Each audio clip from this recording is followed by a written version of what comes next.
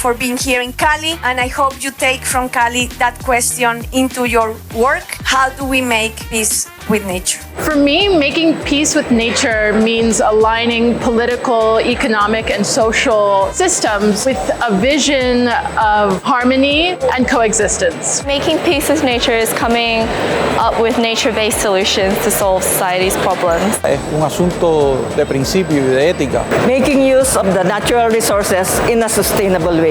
Recognizing that nature is not separate from us. Temos que saber viver em harmonia com a natureza.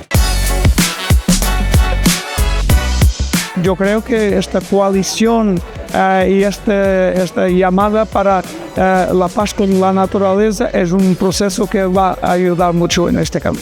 Our hope from COP16 in Cali is that we can sparkle a movement because we can make stronger synergies and connect to each other. So when you're thinking about your business, think about the context where you operate. And then you will see that fostering biodiversity and complying with the Cómo Montreal framework becomes very evident and clear because this mobilization can really be done by everybody.